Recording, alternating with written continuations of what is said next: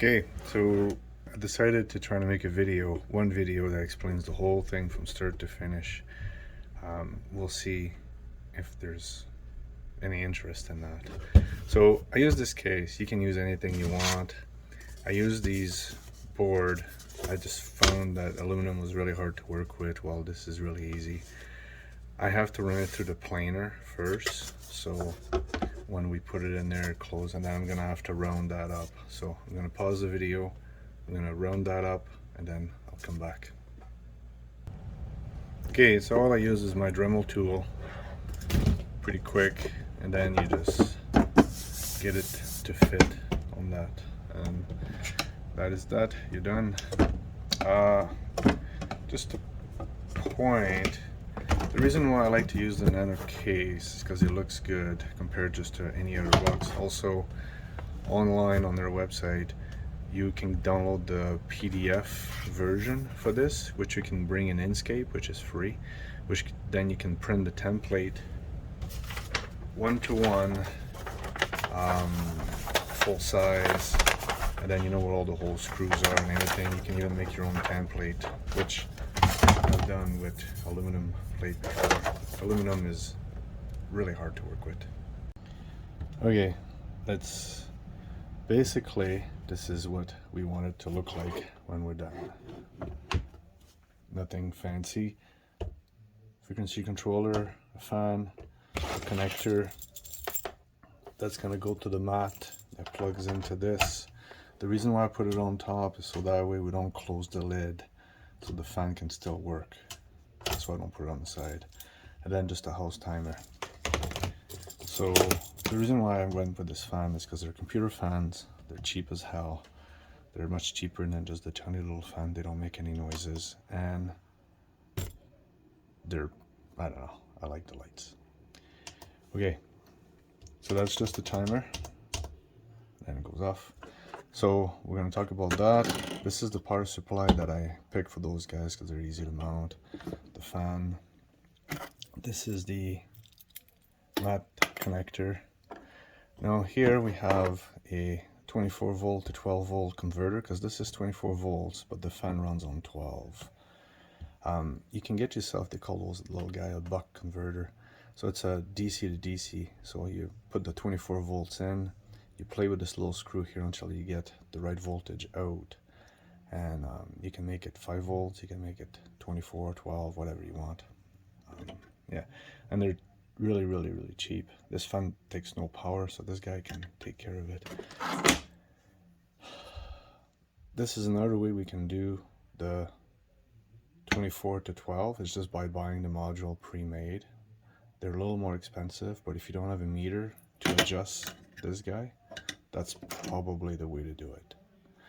Ultimately, you can get yourself a 24 volt fan that's got the same voltage as this, and then you don't need nothing at all.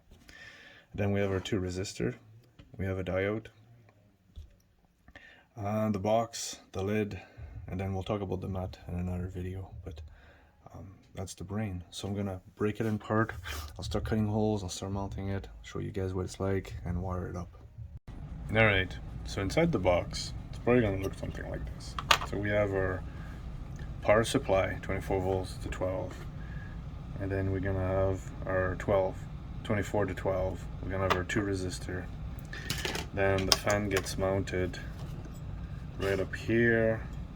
It'll get mounted underneath, and then from there we're gonna have this on top, and this, as you can see, just a little bit of a tight fit. So before you cut any holes, you kind of want to play around, make sure everything is good. What I like to do first is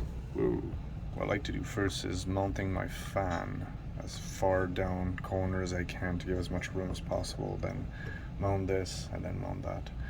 We'll go over that. Using the template, my printed template, I marked my holes. I just found you need 2 on top and 2 on the bottom. There's 1 here and 1 here, and I just kind of pre-drill them so they line up with these guys right there.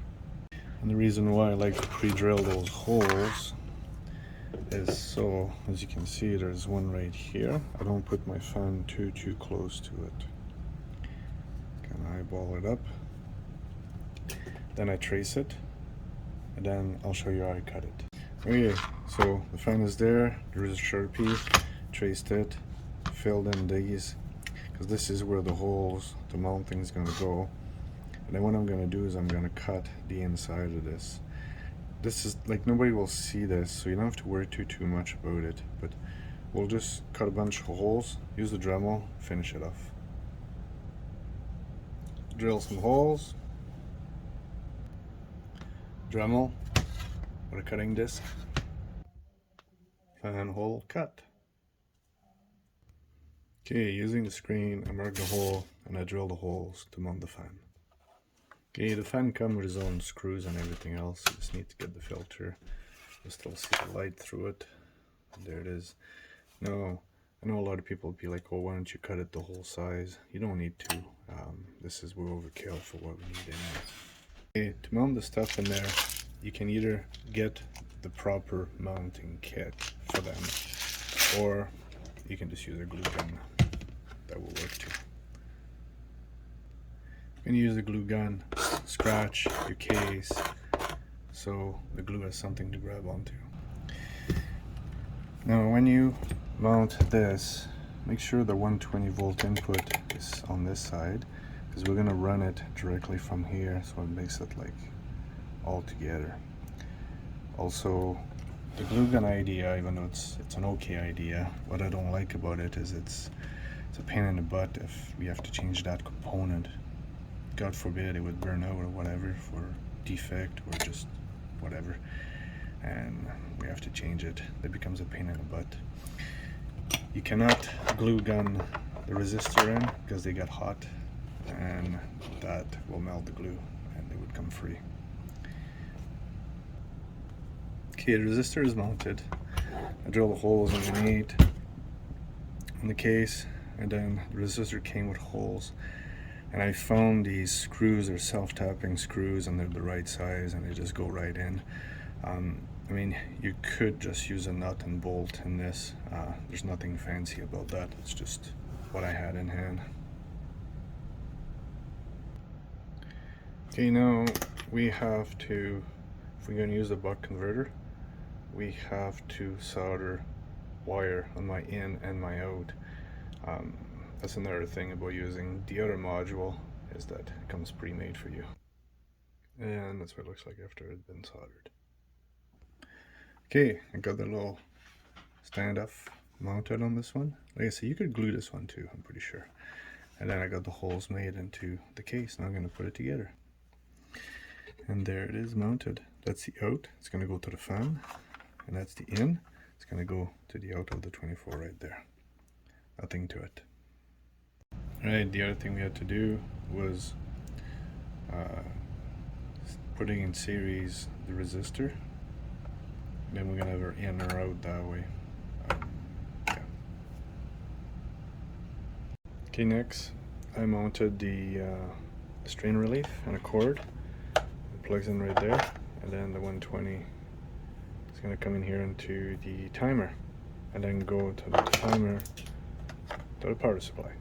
Okay, now we're going to cut the hole for this. I used the back lid as a template, and you're going to cut inside the line you're going to draw, because there's not a lot of edges on this. It's pretty tight. Okay, hole is cut, and let's push that in.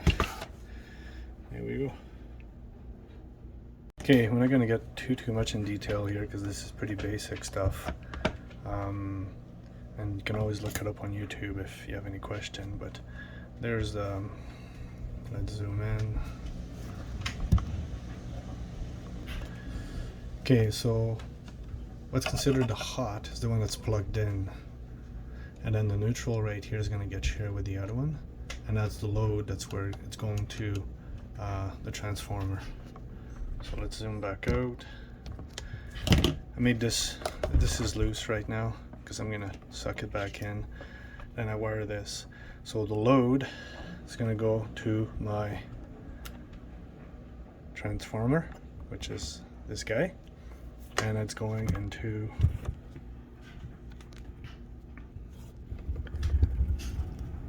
the in apart.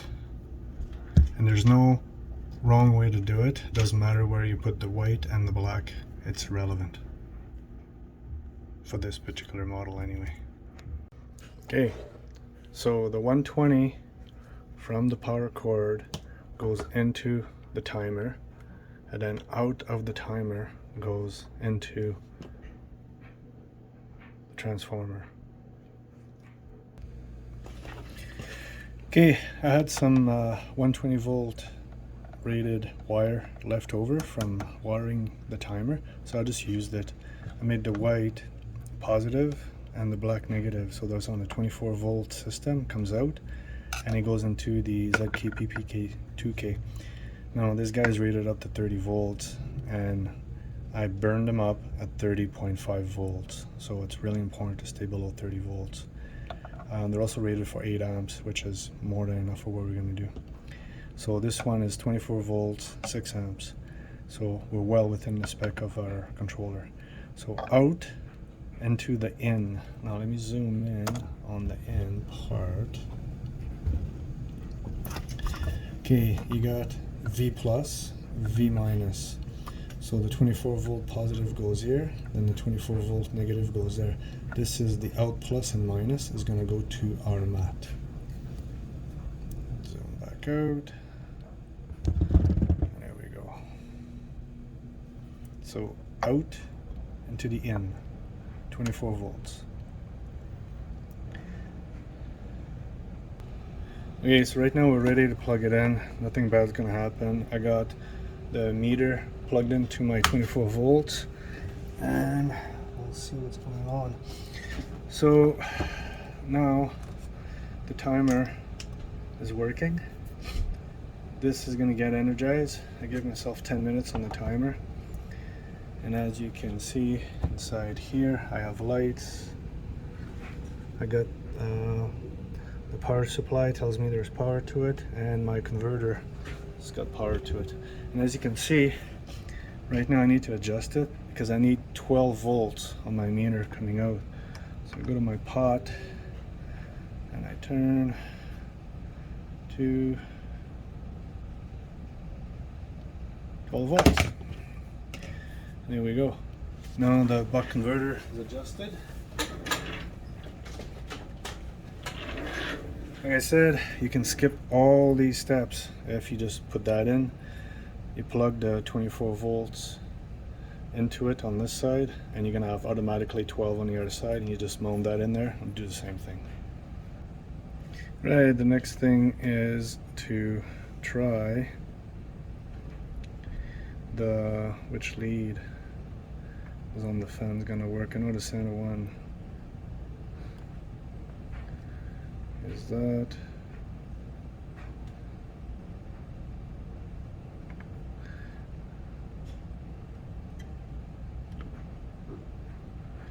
Okay, mode. Let's find out. I know the center one should be my positive. There it is. Okay.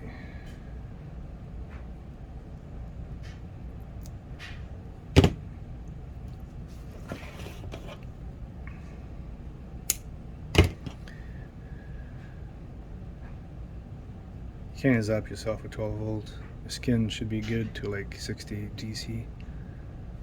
So there we go, fan is working. So the center one is our positive and the outside one is negative. I'm not gonna unplug it. And I'm gonna solder them together. Alright, so I wired it directly into my buck converter. If you use the other style, you just splice them together somehow. Plug it in. Means my timer's got power. There's 120 on the box. Turn it on, and everything is working so far.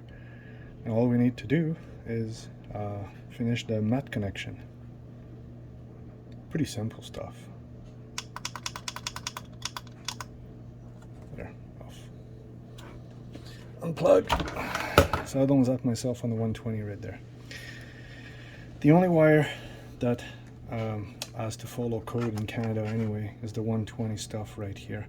You're not supposed to mix that with the low voltage, and the wire is to be rated for such voltage. That's why I like to use a house timer, because it's rated for 120, and this guy's rated for 120 to get in. After that, the low voltage, there's really, in Canada anyway, it's not really regulated, it's just best practice. And you can't really zap yourself on 24 volts. I mean, put it on your tongue, yeah, you would, but on your skin, you won't. Okay, I'm gonna get my mat connector ready.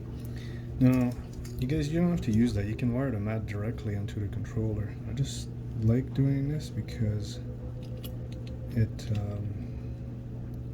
allows me to take the mat on and off. There's no real need for it. Okay, so I fill them up with solder, so now I can put my wire into it. Alright,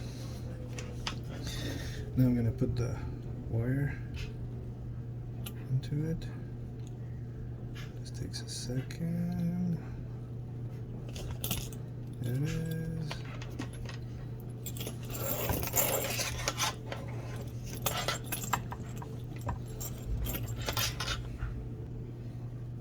Okay, so I soldered them together, and once again, it's not something you really need for right now anyway, but I like it. Alright, I got this mounted. I got my plug-in for my mat mounted. One of them wires is going to go directly to the out of the controller, and the other one is going to go to the resistor, and then come out of the other side to go to the controller. Let me wire that up. Okay, so the out positive goes into my connector, or directly into the mat. The other out negative goes into the resistor, follows to this side, goes across there, comes back here, and makes his way back up there. Now there's some people that's gonna say, why don't you just put a 4 ohm resistor, just one big one? Yeah, you can. There's not, like, you can totally do that.